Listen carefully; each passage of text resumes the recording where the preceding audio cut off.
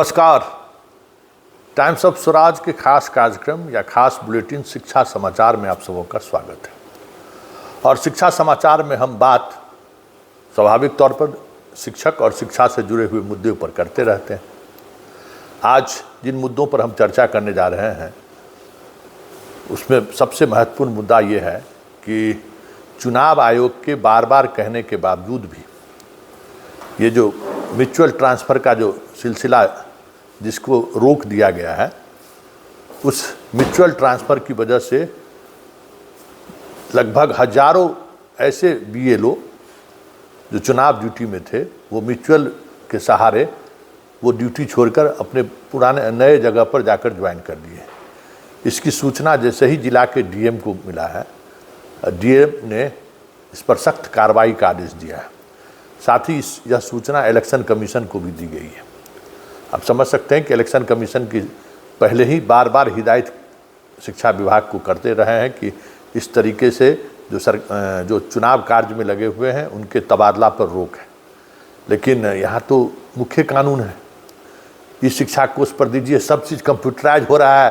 कौन बीएलओ है, कौन बीएलओ नहीं है, किसी को कुछ पता है उस पर? बस म्यूचुअल हुआ भागो।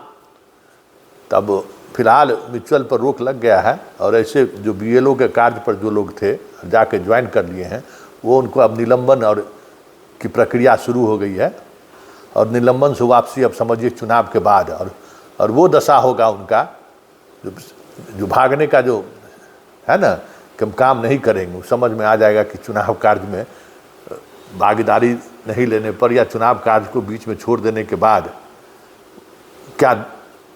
क्या कार्रवाई होता है और किस स्तर पर कार्रवाई होती है। सिद्धार्थ के चाहने पर भी वापसी संभव नहीं होगा। और सीधा तौर पर यूँ कहें तो शिक्षा विभाग पर चुनाव कार्यों में बाधित करने तक का गंभीर आरोप है। तब इस तरीके से चीज़ें चल रही हैं कि सबों का ट्रांसफ़र पोस्टिंग रुका हुआ है और उसके बाद इस तरीके से बात आगे बढ़ रही है, तो कहीं न कहीं सीधे तौर पर ये आरोप लगा। फिलहाल सारे तरह के ट्रांसफ़रों पर अगले आदेश तक के लिए, जब तक ये बीएलओ से जुड़े हुए मसलों का समाधान नहीं हो पाता है, जब जो प्रक्रिया में जो लोग लगे हुए हैं उनका जो काम निर्धारित है उस काम निर्धारित कार्यों में हस्तक्षेप नहीं करते हुए फिलहाल अभी सभी तरीके के जिस कार्यों में बीएलओ लगे हुए हैं वो जिस तरह जहाँ कहीं भी है, कई जगह तो हाई स्कूल के शिक्षकों को भी लगा दिया गया है। तो अब शिक्षकों के तबादले पर फिलहाल ब्रेक लग गया है और कोई इस तरीके का तबादला नहीं होगा। ये साफ इलेक्शन कमीशन ने शिक्षा विभाग को धमकी भरे लहजे में कह दिया है। ये बड़ी बात है कि भाई आप इलेक्शन कमीशन की भी बात नहीं मान रहे हैं, जबकि मंत्री जी सबको कहे घूम फिर रहे हैं कि इलेक्शन कमीशन ने ट्रांसफ़र पोस्टिंग पर रोक लगा दिया इसलिए ट्रांसफ़र पोस्टिंग नहीं हो रही है। लेकिन अंदर खाना सब खेल जारी है, सब कुछ हो रहा है।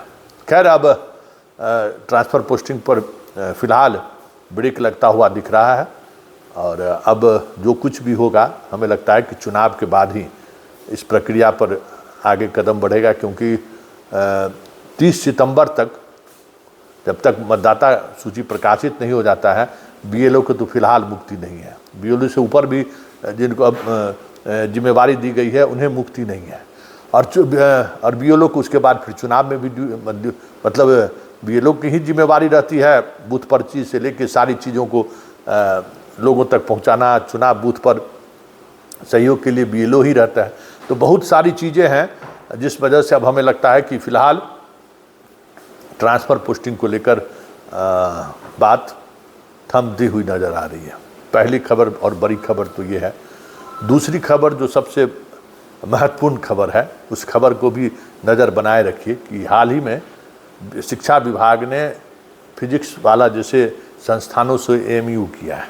वो तो देश के कई बड़े एनजीओ से उन्होंने एमयू साइन किया है और वो जो हमारे यहाँ जो बच्चे पढ़ रहे हैं उनको आईआईटी मेडिकल की तैयारी कराएंगे। ये सवाल पहले भी उठा था कि बिहार बोर्ड्स में पढ़े हुए बच्चों को पढ़ाने के लिए इस तरीके के कंपटीशन में सफल होने के लिए आपको इनके तरफ से, बिहार विद्यालय परीक्षा समिति के चेयरमैन के तरफ से, आनंद किशोर की तरफ से हर प्रमंडल में बड़े बड़े कोचिंग संस्थानों के माध्यम से 1.5 लाख रुपये मासिक मतलब सहयोग राशि के साथ कोचिंग संस्थान चलाया जा रहा है। पहली बार रिजल्ट सबके सामने है कि उन लोगों का क्या रिजल्ट आया है। और ये सवाल उठना लाजमी है कि जहां आपके सब स्कूल में, मतलब अधिकांश स्कूल में इंटरनेट फैसिलिटी नहीं है, अधिकांश स्कूल में जो आप अभी डिजिटल बोर्ड के माध्यम से पढ़ाते हैं वो सुचारू रूप से नहीं चल रहा है, अधिकांश हाई स्कूल और 10th+2 में बिल्डिंग नहीं है, 2 कमरे में जो है सो इंटरमीडिएट और मैट्रिक दोनों चल रहा है, वहाँ आप इस ऐसे संस्थानों से एमयू पर दस्तखत कर क्या संदेश देना चाहते हैं? आप अपने बच्चों को इंजीनियर और डॉक्टर बनाने के नाम पर जो इस तरीके से समझौता आपने किया है, और उस समझौता को अमल कैसे लाया जाएगा? आपका तो खुद 34,000 से अधिक ऐसे स्कूल हैं जहाँ जिसको बिल्डिंग नहीं है, आप खुद ने विभाग ने स्वीकार किया है। एक 2 कमरे में इंटरमीडिएट और मैट्रिक का क्लास चल रहा है, उसमें इस स्मार्ट क्लास कैसे चलेगा?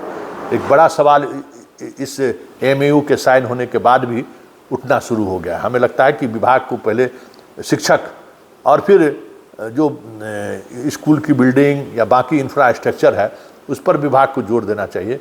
इस तरीके के एमयू में के माध्यम से जो चीज़ें वो जो करना चाह रहे हैं, हाँ, देखने के लिए तो बड़ी बात होगी कि भाई देखिए इतने बड़े कोचिंग संस्थान वालों से बिहार सरकार ने एमयू साइन किया है, लेकिन ग्राउंड पर स्कूल की जो स्थिति है हमें नहीं लगता है कि उससे कोई बड़ा लाभ होगा। चलते चलते हम आज मुख्यमंत्री जी एन सिन्हा इंस्टीट्यूट गए थे, वहाँ पर आर्थिक संस्थान जो है वहाँ गए थे, और वहाँ पर काफ़ी कुछ जो राज्य सरकार का जो डेवलपमेंट का काम चल रहा है उन कामों की उन्होंने मॉनिटरिंग की, देखा है। सिद्धार्थ जी लीडिंग रोल में थे। वो आप अपने लगता था जैसे इन्होंने ही उस प्रोजेक्ट को इस रूप में लाया है। स्वाभाविक तौर पर शिक्षा विभाग से जुड़ा हुआ है, तो आज सिद्धार्थ जी सीएम के साथ, रवि जी भी साथ में थे। आज उस पूरे परिसर का सीएम ने निरीक्षण किया। सीएम वहाँ गए और छात्रों से भी मिले, संस्थान में जो शोध करने वाले छात्र हैं उनसे भी उन्होंने बात की, कि डेवलपमेंट का जो काम चल रहा है उसका भी उन्होंने मॉनिटरिंग की। कुछ चीज़ें नई और क्या इंट्रोड्यूस हो सकती है, इसको लेकर भी कई तरह के मुद्दों पर चर्चा हुई नीतीश कुमार से।